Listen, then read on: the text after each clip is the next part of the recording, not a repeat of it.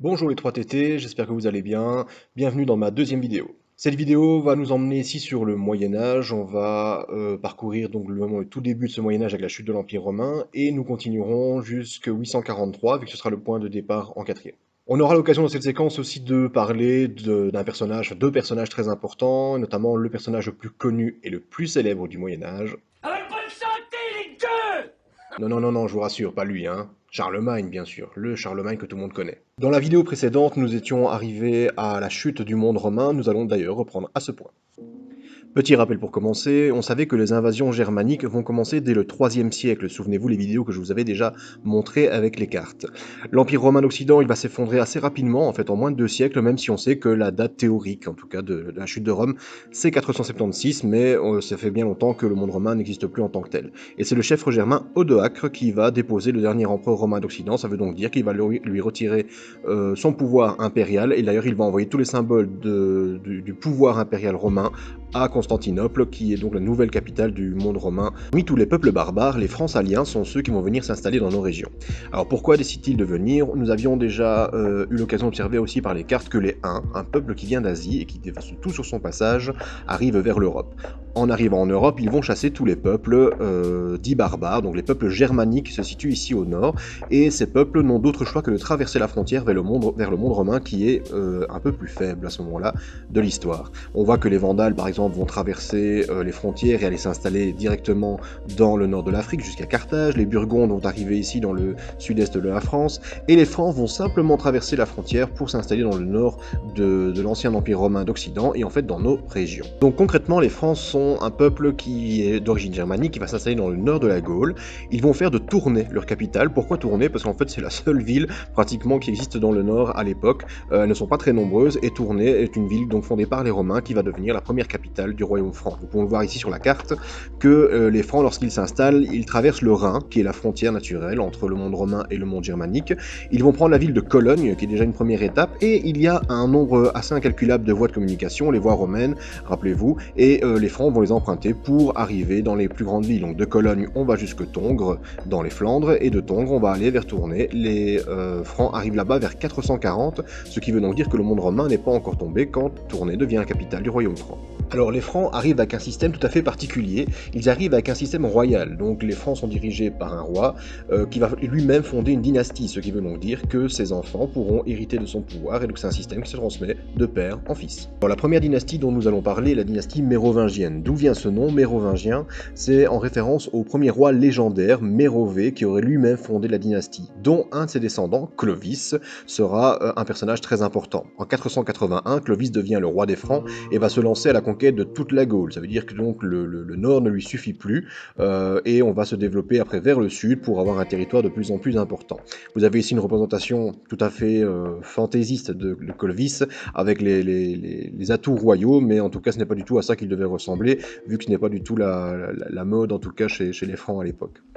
Le territoire que vous voyez ici, c'est la division de la Gaule en 511, c'est-à-dire que c'est le territoire conquis par Clovis. Vous avez vu qu'il n'a pas traîné, quand même Tournai est ici tout au nord, et il va descendre vers le sud. Soissons est donc la capitale du monde des Francs, Soissons le deviendra par la suite, c'est juste ici, et après ce sera carrément Paris, qui deviendra la première capitale importante du monde des Francs dans ce contexte-ci. Alors quand Clovis meurt en 511, on divise son territoire comme vous l'avez vu sur la carte.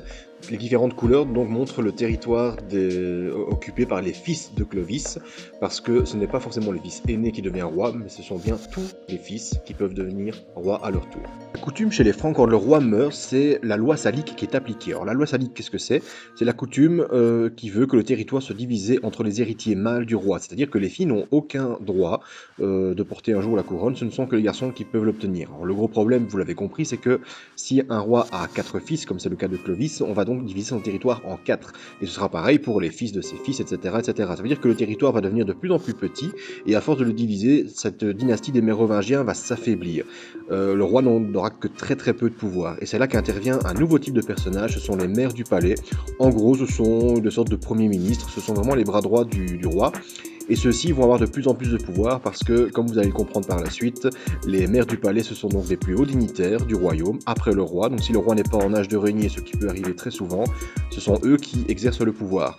Ils ont des pouvoirs d'ailleurs fiscaux, militaires, administratifs, et ils rendent leurs fonctions héréditaires par la suite. Ça veut donc dire qu'ils vont transmettre ce pouvoir de maire du palais à leur propre enfant. Alors évidemment, ça n'a rien de légal, mais c'est une coutume qui rentre dans les mœurs à l'époque, sans aucun problème. Parmi les maires du palais, certains seront plus importants que d'autres. C'est le cas notamment de Pépin de Herstal. Herstal, pour votre information, c'est en Belgique, en fait c'est pas loin de Liège. Et il va devenir maire du palais à la fin du 7e siècle, après Jésus-Christ naturellement. Il va réunifier tous les royaumes francs qui avaient été divisés, donc ça c'est quand même déjà quelque chose de relativement important. Et c'est surtout son fils Charles Martel. Martel, ce n'est pas son nom de famille, c'est simplement le surnom qu'on lui a donné grâce à son arme de prédilection, le marteau. Et lui va marquer son mandat par la victoire contre les Arabes à Poitiers. Donc les Arabes sont un peuple qui commence à se développer de façon très très rapide, et ils vont traverser la Méditerranée, l'Espagne, et vont arriver jusqu'en France. Poitiers c'est dans le sud-ouest à peu près, et il va les repousser en 714. Vous avez d'ailleurs ici donc une représentation postérieure donc de la bataille de Poitiers, avec Charles Martel qui porte dans sa main une sorte de hache, comme vous pouvez le voir ici. À sa mort, justement, Charles Martel va diviser également le territoire entre ses fils, comme le veut la coutume. Le problème, c'est qu'il n'est pas roi, Charles Martel, et il va le diviser entre ses deux fils, Carloman et Pépin, mais ça va justement poser un gros problème, notamment au niveau des nobles, parce que les nobles ne sont pas d'accord que quelqu'un qui n'est pas roi décide de diviser un territoire au final qui ne lui appartient absolument pas. Lorsque Charles Martel meurt, les nobles ne vont pas donc apprécier la fameuse division du territoire entre ses fils. Il y aura donc des révoltes, et les deux fils vont essayer de calmer la noblesse. Donc ces deux fils qui sont donc Carloman et Pépin. Oui, ce sont des prénoms de l'époque, désolé. Ils vont remplacer l'interrègne, c'est une période d'interrègne où il n'y a pas de roi, et ils vont remettre un roi mérovingien sur le trône, Childéric III. En Childéric III, ils ont été chercher un peu dans l'arbre généalogique que vous allez voir par la suite, pour que les gens soient calmés. Mais ça ne va pas forcément durer, Childéric III va être remplacé, et va mener en fait à la fin la dynastie mérovingienne. Carloman meurt et Pépin reprend seul le pouvoir. Il va demander une aide extérieure en la personne du pape. À l'époque, le pape a un pouvoir assez considérable, et Pépin donc demande au pape il vaut mieux, en tout cas que ce soit lui le roi des Francs, plutôt que Childéric qui n'a pratiquement aucun pouvoir. Et donc Pépin demande au pape justement pour avoir ce pouvoir directement, et il devient nouveau roi des Francs en 750. C'est le pape qui l'a ordonné, et il va fonder une nouvelle dynastie qu'on va appeler ici les Carolingiens. Alors, Pépin va être sacré 2 fois. Donc la première fois, il est couronné grâce au courrier du pape. La deuxième fois, c'est de façon un peu plus officielle, comme on peut le voir ici. Pépin est représenté à genoux. Il est en train de se faire couronner par la personne du pape qui est devant lui. Donc on n'est quand même pas n'importe où, il est dans la basilique Saint-Denis à Paris. Et on a donc ce personnage du pape qui montre vraiment d'autorité qu'il y a un lien sacré entre Pépin et l'Église. C'est-à-dire que c'est un élément très important. Pépin est donc ici, le pape c'est Étienne II à l'époque, il couronne donc Pépin, mais il fait aussi sacrer sa famille. Donc derrière vous avez la femme de Pépin, Berthe, surnommée parfois Berthe au grand pied, vous allez le voir dans la vidéo après, et les deux fils Charles et Carloman.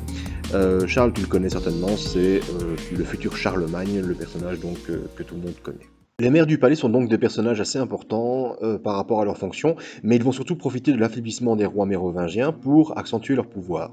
Naturellement, en rendant leur charge héréditaire, ils sont une sorte de roi numéro 2, et ils vont profiter de l'affaiblissement de ces rois pour prendre le pouvoir à leur tour. Ce que vous allez d'ailleurs comprendre dans la vidéo que je vais vous montrer avec Doc7, qui est un YouTuber, qui a un petit peu résumé ça sous un titre assez clair. C'est l'histoire bordélique des rois de France.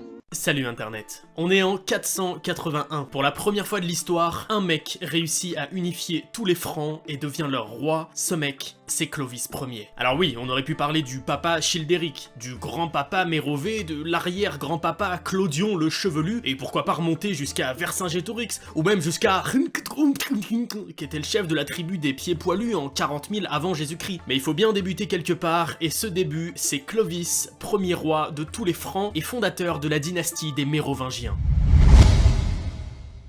Ouais, on dit roi des Francs parce qu'à l'époque on ne gouverne pas sur un territoire avec des frontières fixes, mais sur des sujets. Clovis, il s'est marié 3 fois, mais n'a fait des enfants qu'avec 2 de ses reines. Et parmi tous les gosses, il y en a 4 qui nous intéressent. Thierry, oui, en 485, il y avait déjà un mec qui s'appelait Thierry, puis Clodomir, Childebert et Clotaire. Paye les noms, franchement. Clovis meurt en 511 et laisse derrière lui un immense territoire à partager entre ses 4 fils. Thierry hérite du royaume de Reims, Clodomir du royaume d'Orléans, Childebert du royaume de Paris et Clotaire du royaume royaume de Soissons. Ils sont donc tous les 4 rois en même temps. Clodomir épouse Gondioque, qui lui donne 3 fils, Thibaut, Gontier et Clodoald. Lui, il renonce à la royauté pour devenir ermite et moine. D'ailleurs, après sa mort, il est canonisé, et aujourd'hui, il a même une station de métro parisienne à son nom, mais on s'éloigne du sujet. Quand Clodomir meurt sur le champ de bataille en 524, Clotaire et Childebert se mettent d'accord pour tuer leurs 2 autres neveux. Comme ça, pas de succession de ce côté-là. D'ailleurs, la fameuse Gondioque, une fois ses 3 enfants disparus et son mari mort, elle décide de se remarier avec Clotaire, son beau-frère et accessoirement meurtrier de ses enfants. Ah ouais, non mais je vous préviens, l'histoire de France, elle est assez particulière.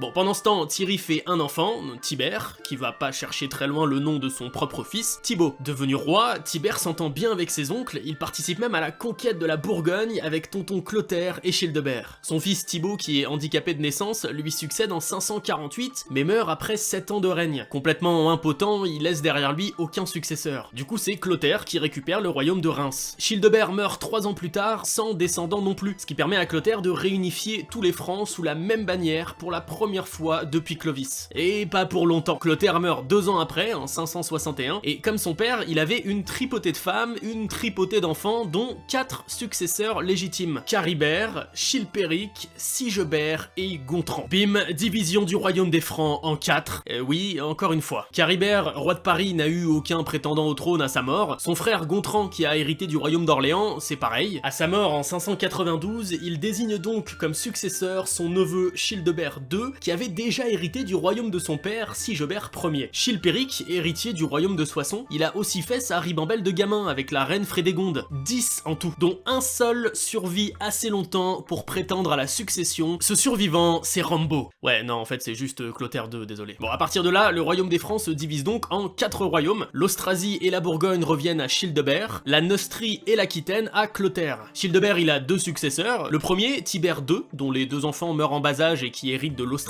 et le deuxième, Thierry II, qui hérite du royaume de Bourgogne, puis de l'Austrasie à la mort de son frère. Entre-temps, son fils Sigebert II est né. Ce dernier ne règne que quelques mois sur l'Austrasie et la Bourgogne avant de se faire capturer, puis tuer par le cousin de son grand-père, Clotaire II, qui devient par conséquent roi de tous les Francs. Enfin, on va pouvoir se concentrer sur une seule branche de cet arbre. Mais bon, ça reste un gros bordel quand même. C'est avec sa deuxième femme, Bertrude, qu'il aura ses 2 successeurs, Dagobert Ier et Charibert II. Charibert hérite du royaume d'Aquitaine, tandis que Dagobert, en tant que fils aîné, reçoit tout le reste. Quand Charibert meurt sans successeur, Dagobert récupère l'Aquitaine jusqu'à sa mort en 639 d'un flux de ventre, d'une bonne vieille gastro quoi. Il laisse derrière lui 2 successeurs, Sigebert III et Clovis II, dit le Fainéant. Pour le premier, l'Austrasie, et pour le second, la Neustrie et la Bourgogne. Alors le Fainéant peut-être, mais visiblement pas dans tous les domaines, hein, ça l'a pas empêché de faire 3 successeurs, en la personne de Clotaire III, Childéric II et Thierry III. De son côté, Sigebert adopte un fils après 5 ans de mariage infécond avec Chimnechilde, sa reine. Place donc à Childebert III, dit l'adopté, dont on dit que c'est le fils de Grimoald, le maire du palais et régent pendant le règne de Childebert III. Le maire du palais, en gros, c'est le plus haut dignitaire du royaume, une sorte de premier ministre avant l'heure. Et du coup, le régent, c'est celui qui gère le royaume quand le roi est considéré trop jeune ou inapte à gouverner. Sauf que 2 ans après l'adoption, coup de théâtre. Chimnechilde donne finalement naissance à un garçon, Dagobert II, mais quand Sigebert finit par mourir, Grimoald se débrouille pour évincer du trône le petit Dagobert et y laisser son fils. Ah non mais je vous jure, c'est des scénarios de film, hein, l'histoire de France. Bon, pendant ce temps, ça complote sec chez les descendants de Clovis II. Childéric II fait tuer Childebert III pour récupérer l'Austrasie. En Neustrie, Clotaire III hérite du trône à 5 ans, hein, il est un petit peu jeune. La régence est donc assurée par sa mère, Bathilde, puis par le maire du palais, Hébroïne. Une belle enflure celui-là, vous allez voir. Clotaire III meurt à 20 ans, sans laisser de successeur. C'est Childéric II qui récupère son royaume pour devenir seul roi des Francs jusqu'en 675, date à laquelle il se fait assassiner par sa propre cour qui ne l'aimait pas plus que ça apparemment. Mais Hébroïne, là le fameux, il a pas dit son dernier mot. À la mort de Childéric, il récupère un gamin de 5 ans